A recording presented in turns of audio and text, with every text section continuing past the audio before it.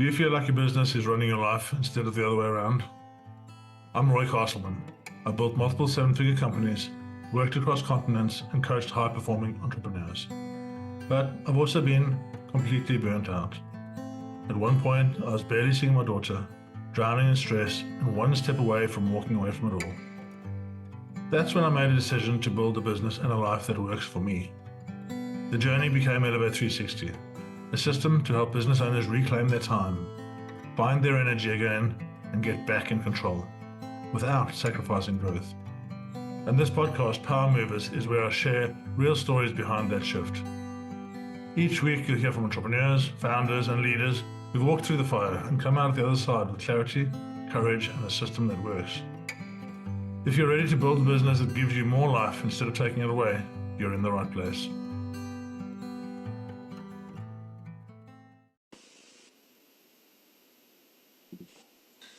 So here we are again, Power Movers. Today we have Kate Wiggs who's joining us, and randomly I met Kate a couple of weeks ago in a forest.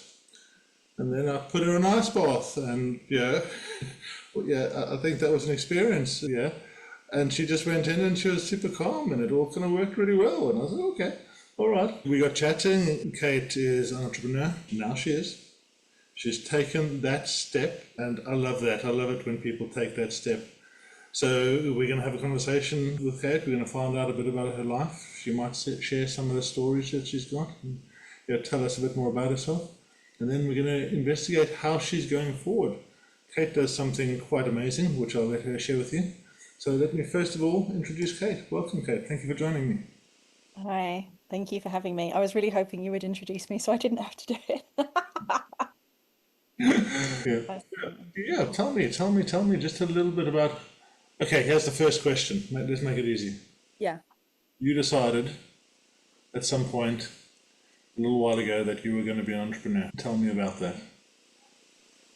Oh gosh. So my top line, if someone says to me, "What do you do?" I say, "I'm an art therapist." That is the thing, that's the first name of my offering. I'm an art therapist. I have been unbelievably lucky. I have worked in such a broad range of places by design, not by accident. There's always some surprises, right? But I have worked with people in like corporate settings. I've worked with people running £1 million businesses, multi-million-pound businesses. I've worked in schools. I've worked with incarcerated people, addiction centers like rehab centers, drug and alcohol addiction. Yeah, little children to people really close to the end of their life. I've worked in a hospice. So I've really worked in some really interesting places, and I was an artist before any of that, and I do still consider myself an artist, although I'm not exhibiting my work much at the moment, although there is one that I am, which I will tell you about. And so the art always underpins everything that I do. Clinically, it also underpins just who I am as a being in this lifetime. And I have this very creative family, extended family, and like everything from like ceramicists to musicians, screen printers, even a fashion designer somewhere, just like all different. Animator, my brother's an animator, very proud of him. Lots and lots of people doing lots and lots of different things, but all like creativity is the thing underneath everything else that we do. So yes, I'm an art therapist, but at this point, I've just sort of got to this point in my career. I've been doing it quite a long time now, and I just thought, you know what, I've got such a breadth of experience and breadth of knowledge and seeing these different communities up close, and there's something about I would say I'm suited to the work. I think that's probably the right way to say it. I think I was this person first, like deeply interested in humans and behavior and why we do and think the things that we do and think. And so I was this person first. Then I found the work. I found I was well suited to it quite quickly. And so I've been incredibly lucky in so much as people come in from all walks of life. And seriously, like people off the TV to people living in their cars, and everyone in between. And they open up. Obviously, not every single person I've worked with, or maybe everyone has their own way of opening up. But I remember like really early in the job thinking, I am honored to be in this position. There's something about the credentials and the training and the kind of container of trust around the job, and I suppose that me and who I show up as, that has people really just let go and like just tell me their stuff, or I sometimes get the feeling like they're talking to themselves, but whatever it is, the material comes up. And so I've witnessed this just unbelievable breadth of human experience over these years. And I'm like, yeah, giddy with gratitude.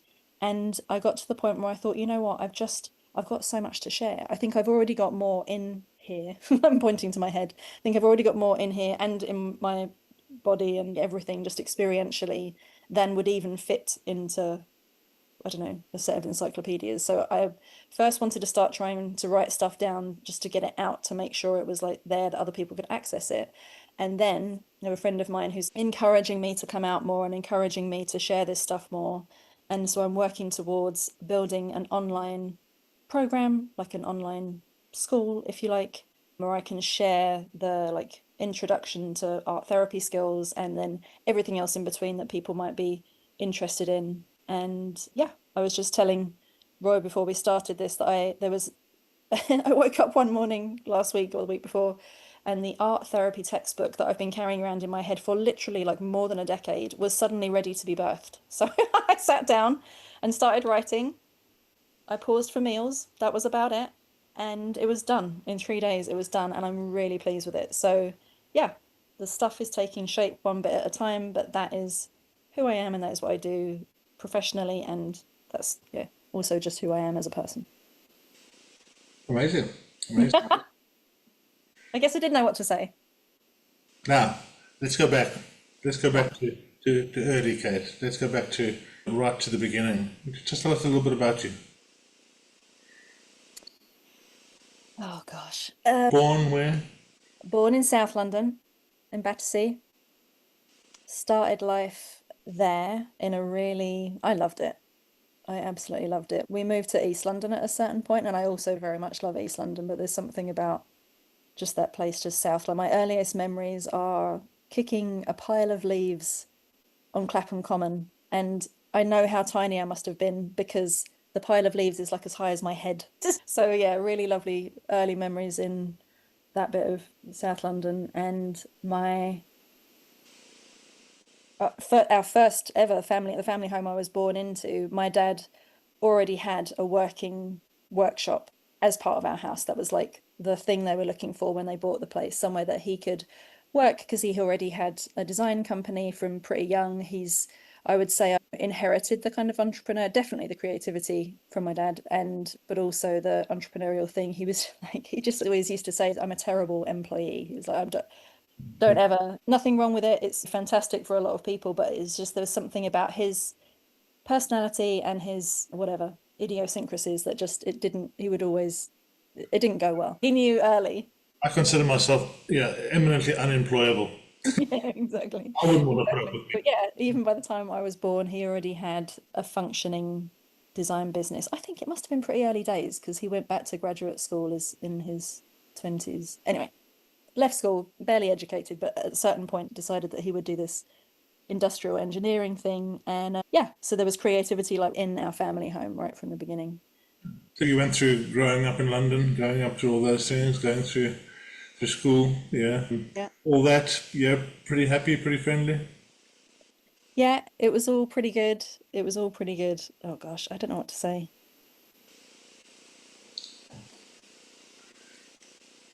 Let it out. Well, obviously, I'm here to talk about what it is that I'm doing, and it's a strange feeling because I'm known by a few different audiences. I would say there's people that know me as an art therapist, and that is what I do, and it's what I love, and I'm never going to retire. I'm going to keep doing it for as long as I can. But there's another audience that knows me a different way because my dad's design company, at a certain point, they were doing pretty well. They'd had a couple of designs that had made them a bit of money, and so they were managing to pay their bills and whatever. And they had a point where, but across lots of different areas, and they had an offer of a really big, quite lucrative offer in medical supplies. I'll tell you what in a minute. And there was either that one, or they had also had a couple of toy designs that had also been sold and done quite well, or licensed and done pretty well. So they're there, what do we do? These two different things, medical supplies or toys. And then in the end, they just looked at one another. My dad already had his business partner. They met each other in design school at Central St. Martin's. And they looked at one another and were like, we don't want to spend the next 40 years making adult diapers, adult sanitary wear, because that was the contract on offer. Toys would be more fun. Toys would be more fun. So they decided to go with the toys. And I was 4 years old when my dad handed me a makeup compact. I didn't know what that was. It was just it was a toy. It was something for me to play with. And he just handed me this thing, and I open up the makeup compact, and inside it is a whole little house. With, like, stairs and an upstairs and a kind of bed and everything. And then downstairs is a little garden, and there's this tiny little wooden peg of a doll, absolutely the perfect size for my 4-year-old hands. Right. And I took it off and played with it very happily for about 6 or 7 years. My dad then found it at the bottom of the toy box one day when I was like maybe starting to get ready to go to secondary school, or maybe I was already there. And he found this thing and he's just, oh, this actually looks like Kate. It didn't leave her side for 67 years. There must be something good about it. Maybe I'll take it into my design company and show it to the other people and see what they think of it. And that How's the company doing now? At this point, how is the company doing? it was going, yeah, it was okay. It was, yeah, it was functioning. You got to see all those. You got to see all those entrepreneurial pains as you went through that, I'm sure. Exactly. It was just like the normal wallpaper of our it was the background to our home, is what I'm trying to say. It was absolutely a normal. I didn't know anything else. But yeah, that powder compact then went to, he got it in front of the right people, and it became a product, a toy known as Polly Pocket. Okay. So Dad invented it. That was his job. He was an inventor. He invented Polly Pocket, and the first one was made for me, and I got to have one all to myself for those 6 or 7 years. And mine wasn't called Polly, she was just my doll. That was what I called her. And then, but yeah, then they licensed the invention to Bluebird Toys in Swindon in the UK pretty early on. And that was and it proved pretty popular. And then, yeah, kept going in that form for quite some time. And then eventually it was bought by Mattel. You might have heard of them. They made another toy you might have heard of called Barbie. But for a long time, Dad always used to proudly say, for a long time, Polly was the only serious competitor to Barbie in the girls' toys industry at the time. So she was in second place. Obviously, no one beats Barbie. She was a pretty close second. Anyway, I could say a lot more about that, but that's the other audience. So other people know me as that. And I, again, was telling our friend Roy, I tend to be either kind of one persona or the other in different spaces. I'm not often both in the same place. So this is a little bit of an experiment for me. Let's just talk about all of it in one place and see what happens. So there we are. How did that period of your life really shape you? Because we are the experience of, or we are the total of all of our experiences. And you got to see your dad go through this entrepreneurial journey. He was struggling, presumably then he became successful. That changed your life to some degree. Were there the positives and negatives that you took away from that? Because you take all of those experiences with you now, and as you go on this journey yourself, right, you get to just harness all those experiences. So bringing them to the front is such a powerful tool. Yeah, it's true. Thank you. I think there's something, when I look back at that period, there was definitely something about believing in yourself, because Dad certainly did, even when there were times when he felt himself to be a bit of a lone voice. It wasn't like, it took a while sometimes, he said, for other people to see what he saw, not just with Polly, with other things as well. So it was a pretty big lesson in believing in yourself. If you know in that kind of body-based wisdom, that kind of way, that this thing is true, then it's just a matter of time. You just stay with it. And maybe another day you need different language, or you need to present things in a slightly different way, or maybe there's too many variables to calculate. So it's all we can do is trust what's in here. And Dad modeled that for sure. Like, he would be going into things sometimes and it felt like a gamble or a risk, or it was a gamble or a risk, but he would just have this, nope, that's it, that's the right thing, off we go. Like, male, high functioning Leo, all of those things, just like, we go. So he did, and we had that modeled early on. And then, I mean, that's such an important thing, though, isn't it? This as an entrepreneurial piece, right? As we do these journeys, self-belief is everything. Yeah, it just is everything. Because I really feel and believe that We go into this journey and most of us start with no idea about anything. And we go in because we believe we can solve a problem. And your dad must have done this as well. There's a problem that he's solving, right? And so you go in and you think, I can solve this problem. I can make a young girl's life that much happier. And then initially we speak to people and we have our parents and we have our friends and they all say it's a great idea, whatever you're doing, probably for the first 3 conversations. Then directly after that, they're sick of you. Was it this again? Oh, yeah. They don't want to hear about it. And so quite quickly it becomes a lonely journey. Yeah, because you end up with, you've lost that normal support network that you had, okay? And then if you start getting any success at all, even having 2 or 3 staff members, suddenly you're different. Entrepreneurs are different. We have a different approach. We have a different commitment. We have a different vision. Yeah, and some people are born to be entrepreneurs, right? Some of us are. That's just we're born to be entrepreneurs. And that means we don't necessarily. We can communicate. We can even be friends with, but we don't feel the same way about this project. I think that's such a powerful thing to understand about entrepreneurs. It can be lonely, so you really do need to find your people. Yeah, I couldn't agree more. I sometimes think it's a bit of a lonely experience being a creative person in a certain way. And I know it's all we can find each other on as just, yeah, sure. But isn't there something about the kind of creative, or it seems to me with my creative mind, that there's something about it that can like naturally lean towards isolation. You know what I mean? Just not, I don't know, it's funny. That sounds like a strange thing to say because I definitely consider myself a deeply social person, profoundly. My friends are my sanity. I'd be lost without them. But there's something about I can only have that creative spark, like that first moment when I'm on my own. And that thing is so precious to me and not something I can force or push. Like it literally has to come when it comes. And I can only do that when I'm on my own. I wish it wasn't like that. I need people, as soon as I've had that spark, that click, that moment, then I absolutely need people. Like I have some very patient people around me in my friendship group because they have to hear not every thought, but anything that I think is really has something good to it. I need to talk to about 3 or 4 different people, get 3 or 4 different viewpoints on it. And in that they are invaluable.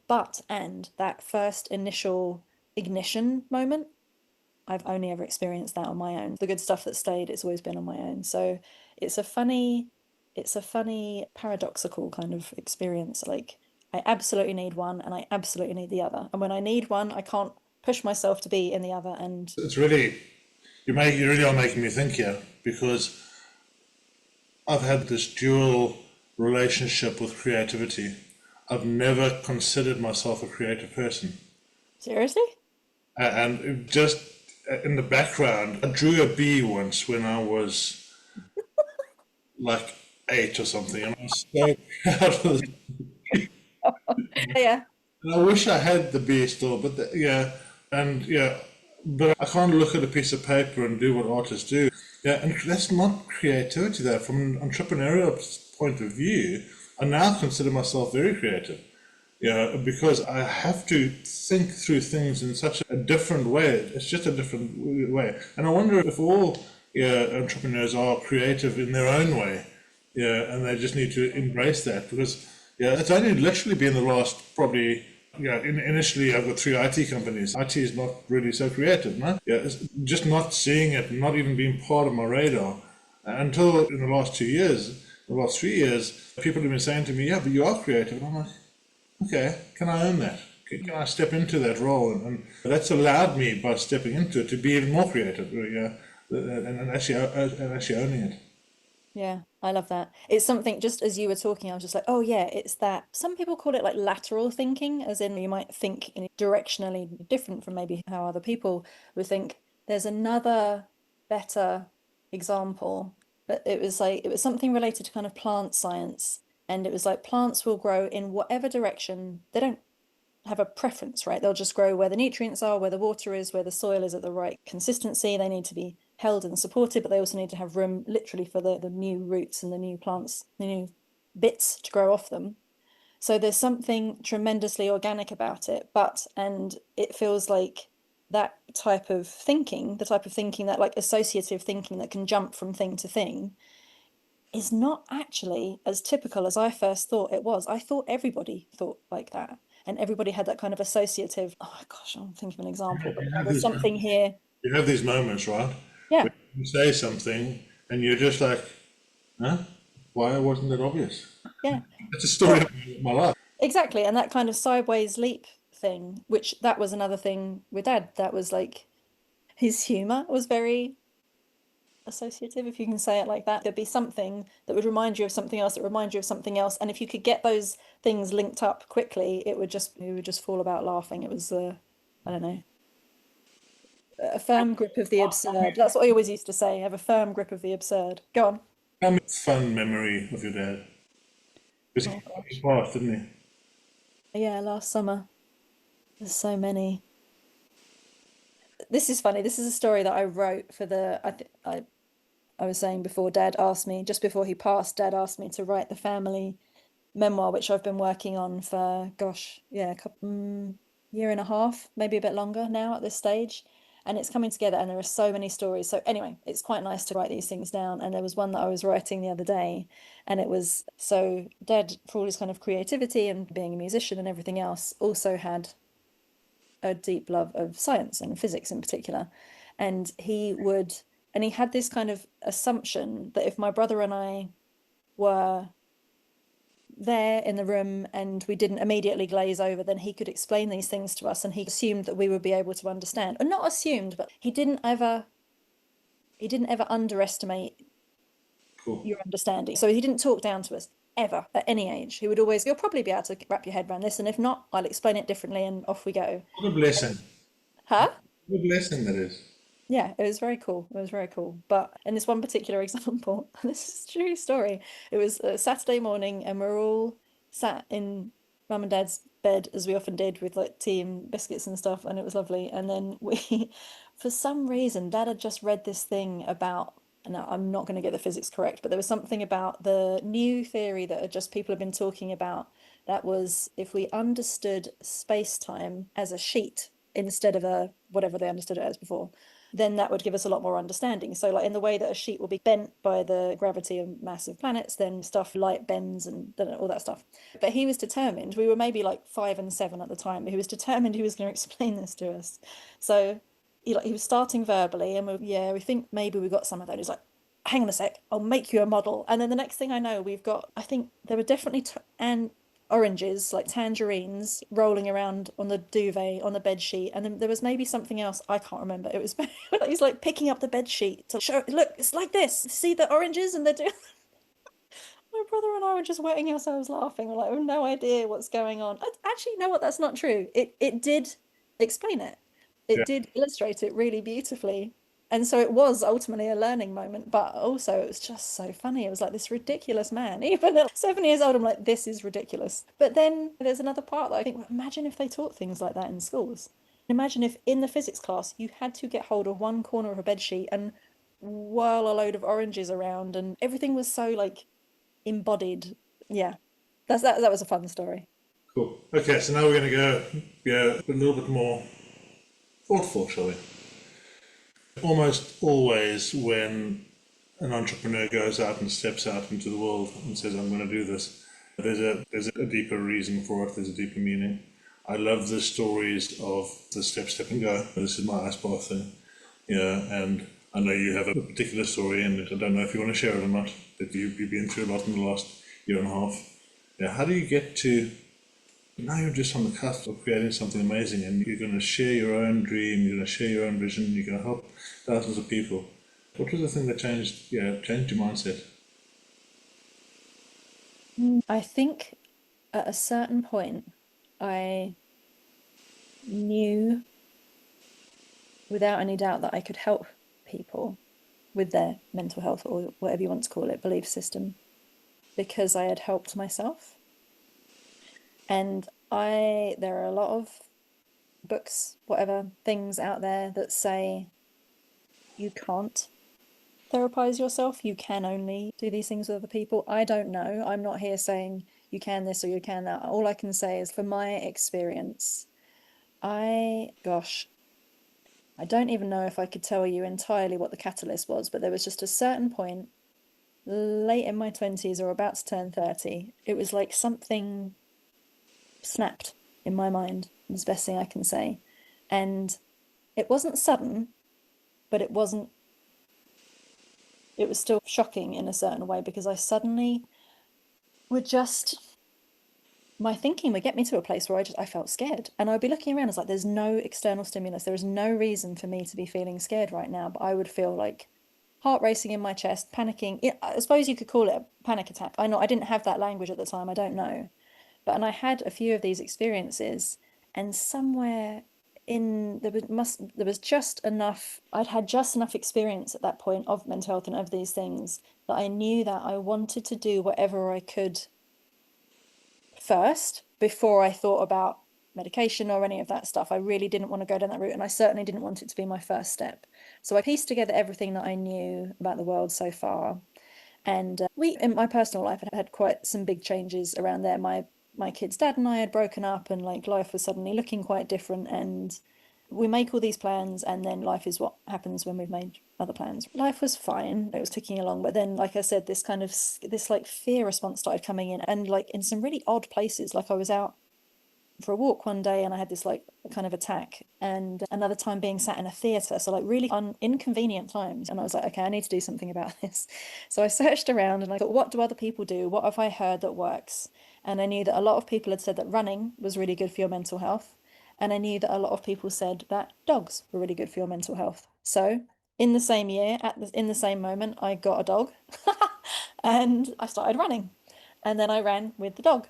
And the dog was brilliant, absolutely brilliant. He was with us for 10 years, and it's another little being who's effectively lower down the food chain. He's like someone that needs taking care of. Some dogs aren't lower down the food chain, but this particular one was. And he was blessed with looks, not with brains. He used to love to try to run into traffic every opportunity he got. Not the smartest, but very lovely and very adoring. So he would have me getting out every day, twice a day, in all weathers. He didn't care. He was quite happy. He would just put his little coat on, or I'd put his coat on and we'd go. And then I started running, and I found that I liked it, and I ran more and more to the point where I was running marathons. And now, so I'm not here advocating people get a dog and run marathons, but I knew that through doing that and then I did find a therapist, but I managed to not go down the medication route. I'm not knocking it. It's a really personal choice. I'm just saying, for me, it wasn't something I wanted to do at the time. So yeah, and I found my first therapist, and really in that sort of 2 or 3 years, I would say a more direct relationship with my mental health developed. I'd clearly always had one. We are always having a relationship with our internal experience, but I got a sort of bit of perspective, being able to see it with more objectivity. And yeah, I really pulled myself back from a fucking dark place. I'm sorry if I'm not allowed to swear, but it was pretty dark. Yeah, and it was scary. And those kind of 2 or 3 like really frightening attacks have never happened again, thank God. And if they did, I just know I'd have more skills and resource to deal with it now. So anyway, that fast forward, oh gosh, what was that, about 15 years ago, I started working in mental health, have never looked back, will always stay in it. I love the field deeply. Like I said, I love how the relationship I can have with my clients, whether it's 1 session or 20 or whatever it is, it's always there's something more than the sum of its parts that happens in therapy. I think it's really magic. And yeah, and that confidence thing, again, I was just like, if I can help myself in that place, and now with all the experience and everything behind me, there was a certain point at which I realized, okay, I think I'm ready, or I'm as ready as I'm ever going to be. Like, I cannot be a lot more ready than this, so why wait another 10 years? And then when Dad died, he was 74, which is, it's not young, but it's not that old. And he was still like cycling huge distances and all kinds of things before the events that led up to the end of his life started happening. So I guess it was a little bit of, there's really no guarantees of how long we've got, so stop putting it off. This is me talking to myself. Stop putting it off. So there we are.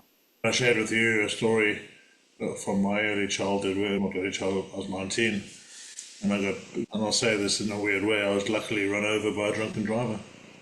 And, that point of, you see this often with people that have a loved one pass away. You realize that life is so short. You realize you don't have the time you think you have all the time. And for me, that was a realization sitting there. What have I not done what do I regret not doing? It wasn't what I regretted doing. It was what I regretted not doing. And then that pushed me to so many different things in my life. Yeah, it's maybe your last gift your dad gave you is just get off your ass and get it done, girl. You got this. You got this. Yeah, exactly. So let me just we're gonna wrap up in a bit, but let me just go through the next stages. So you started building out. Tell me your dream for how this actually. Give me some physical. How's it gonna work? How's it gonna happen? Starting to build our online community. I've been really touched how people are responding already. I think the combination of like when I'm online, I'm talking about grief and I'm talking about mental health and noticing our thinking and having humor about that. There's something about it that people respond to, and it's really lovely. And I've been lucky enough. In one of my previous jobs, I was hired back as a consultant to do some mediation work because there was a kind of legal dispute thing that was happening. So I have that kind of experience in there as well, so I can talk to these different audiences. And anyway, people are starting to sign up and it's really lovely. So slowly we're building our online community. I'm going to open the online school soon. And you said, what's the ideal? So I am lucky enough to have some dear friends in California, so I feel like part of my heart is over there. So the ideal is like being somewhere some of the year here in the UK, which I love, and some of the time in California, which I love, and being in either place, in either home, should we say, and being able to connect with the online community and share things and see them sharing with each other. And when I put out a little poll recently and asked the people who I'm already communicating with what they would like to build towards, surprisingly, a lot of people said they wanted to do an in-person retreat. And that really surprised me. I thought people wanted everything online these days. So maybe, and this is a new plan, people can tell me what they think, but I think the majority of everything we do will be through the online school because it's so versatile. It means people can access it wherever they are at any time. But then maybe we do start to build in 1 or 2 in-person retreats a year. Like, why not? I'm in another side story. I'm applying for my Italian citizenship because Dad was Italian and I can do that. So I'm lucky. And once that's done, it's just like maybe we have a retreat in Italy. Why not? A beautiful part of the world. Yeah. Does that answer your question? It does. It also gives me this thought when we go out on our own like this. Yeah, maybe the most inspiring thing is that the opportunities are all yours. You own every opportunity that's out there. And sometimes I call it shiny shit. Sometimes I chase way too much shiny shit. There's so many big opportunities. So getting them dialed down to what's actually going to help people is sometimes a challenge. But we have just such a huge kind of opportunistic, use your words right, opportunistic future, right? Yeah, you look forward, and when you were working full time, you looked forward to that, and now you look forward to this whole different view of total. Yeah, it's your view. It doesn't need to be get up and go to work and do the same things, and yeah, you just have this massive future in front of you. I know, we're really lucky. How does that feel? Yeah, really lucky, really lucky. And what's lovely is since I have committed to this thing, and I've closed all the back doors, there's no escape route, like this is it now, this is me now. Since I've committed to it, it is incredible the people that come to meet you on the path. And that's another thing, as I'm saying it, everyone told me that would happen. And it's not that I didn't believe them, but now I'm here and I'm seeing it happen. You're a good example. I'm just like, where did this dude come from? Like, it's I feel like I've said magic too many times, but like whatever it is, it's like when I say it's magic, it's like if we tried to understand it with our little chimpanzee brains, we wouldn't be able to. All I can say is it really works. It's like the universe, you want to put it in more kind of woo terms, like the universe hears your commitment and it believes you. And it's like, okay, all right, they're stepping up. Okay, let's give them some of the stuff. Because we weren't sure before. It's like the universe has to be sure that you meant it. Did she really mean it? Did he really mean it? Yeah. Yes, it seems they did. Okay, then let's give them the first little cookie. Okay, yeah, that went well. All right, next time we'll give them the bigger cookie. And yeah. You can't have a plan B. I don't have a plan B. This is it. You can't have a plan B. Oh God, that feels so scary to say, but it's true. I don't want a plan B at this stage. This is all I want. This is all I care about. Like I said, I don't want to retire. I want to be doing this for as long as I'll be doing webinars from my old lady bed. I don't care. Like, what else is there apart from sharing and connecting? Let's face it, we're not going to be old ladies and old men, because in the next 5 years, we're going to take a tablet and go back to 21 again. So, yeah. I don't want to do that. I like 47. I think it's fun. Yeah, I don't want to be 21 again, for sure. 100%. 100%. So, we're going to wrap up now, and I want you to think of what's one thing you could do to encourage other people sitting on the fence going forward on this. May I do entrepreneurship, won't I? What's one thing you could do to encourage them? I think I'm just going to go back to that last example. It's inside yourself what those things are that you don't dare hope are possible. And they could be really small things. It doesn't have to be like the big goal, but like those little things. You know what those little things are that you don't dare dream or hope are possible. I am telling you, they are. And they only are when you commit to the big scary thing or the big new thing or whatever it is. I'm sorry, there's no shortcut. I have looked. I spent the last 10 years looking for a shortcut. It turns out there really isn't one. You just have to close all your back doors, say, this is it. Tie up your little knapsack and just go. There's no way, there's no workaround, friends. I've tried it, trust me. So thank you so much for joining us here and sharing. It's been amazing. I will put all your contact details below on this podcast when we release it. And I want to speak to you in 3 months' time, and you're going to tell us how amazingly you're doing in this new entrepreneurial role.